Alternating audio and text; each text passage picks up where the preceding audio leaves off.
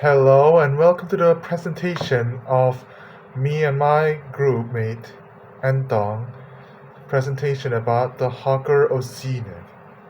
This is made by Team Malagor, which is me, Ricardo, with an ID of 250-77082 and Antong, my teammate. Our alien persona is the fourth one, named Zenith, the Sonic Architects. Our subject is in creative design thinking, and our lecturers are Dr. Charles and Miss Bibi. For our idea food exploration, we have gotten some hawker foods from different places. And from all those hawker food, we have decided to go for kway teow or char kway teow. We chose this food because I think both of us agree that this is the most common food that we have know, or the food that we have known the most out of all the other hawker foods. And so that's why we can give a better explanation to our alien Zenith about the food and about our culture. So for our introduction, the alien that we have seen now is our alien persona that we have drawn and we have made. The alien species name is Zenith, which is the Sonic Architect. The origin of the Zenith are from the planet of re-vibration, like I have said before. Because they live in a subterranean world, they have adapted a form of big ears, shaped like back ears, that were used for hearing the vibration around the cave, like home they have. To adapt to the cave darkness, but also to hear the acoustic pulse generated by the planet's core. Their scales are rough and hard, making them as sturdy as armor. They were used as protection for the sonic waves and other natural enemies or predators that they have gotten. The armor scales can also protect them from other sonic attacks from the other Zenith. Because of their living environment, their eyes are not really that great at seeing much, but they are still fully able to function once they have gotten some time to adjust to daylight. The Zeniths are also an asexual species, which means that they cannot reproduce with two of different genders, but they can reproduce alone or with one gender only because they don't really have any gender. They can reproduce by making an egg, just like crocodiles, and the egg will hatch into a clone of themselves. This alien have bat-shaped ears with wings with colorful crystals pattern with orange and green scales, and also some orange inside the ears and in orange reddish eyes. There are 4 feet tall, and they're kind of similar in stature to humans, except for their heads, which has bat-shaped ears, and also kind of like a bat-shaped head, but with crocodile-looking scales. The alien lives in a planet called the planet of re-vibration, which is a dense subterranean world where all life exists in a massive interconnected sound chamber cavern. The planet has a thick and humid atmosphere where it is perfect to propagate complex sound waves. The temperature of the planet is pretty stable, with a range of 25 degrees Celsius to 1 degree Celsius. The Zenith perception of time is kind of different from humans. It's because the Zenith use an acoustic pulse generated by the planet's core that reverberate across the entire planet and return to its source. The Zenith used the waveform interval of 110 solar days in order to calculate the time passing. And a year of Earth time is 3 waveform intervals, or 330 solar days, which is close to Earth's 365 days, but it's slightly different. The Zenith alien has some constraints, like being sensitive to high heat and intense aromas. This caused them to be unable to taste and experience the most interesting thing that they wanted on Earth, which are Malaysian hawker food. This is why they needed a static art piece that representing the flavor sound profile of hawker food using inert materials like stones or sand.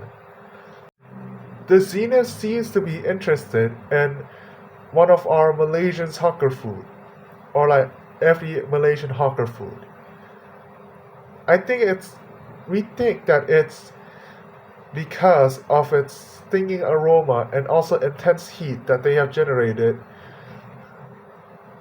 It's because of that the Zenith is wondering why the hawker food is so aggressive and harmful towards them, and is wondering if it's poisonous for their kind.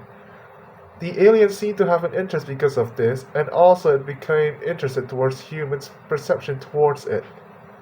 The design challenges that we have encountered are how to implement the sizzling sound and aromas of hawker food into the 3D sculpture.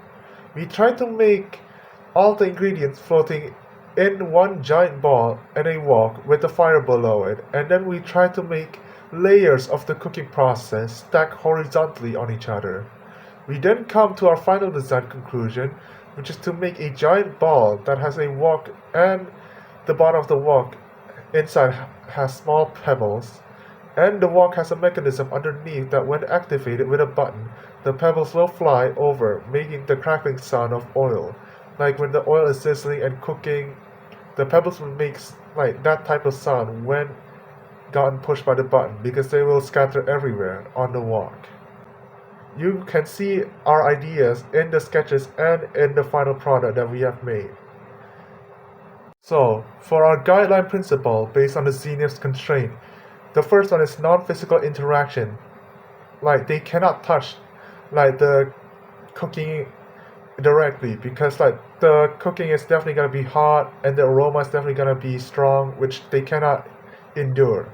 The second is modular scalability, the solution needed to work in different case systems.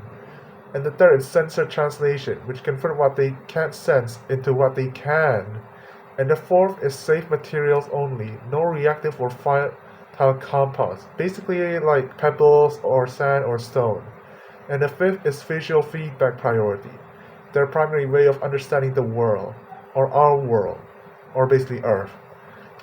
Our idea path went through several stages. The first one is identify the core paradox and how can someone experience food they literally cannot reach. The second is to explore alternative. Our first idea was robotic arm to reach down, but the file tells that rock-bound constraint, Zenith can't use motors or moving parts. The third is where the diverged thinking kicked in. We asked, what if sound is the solution?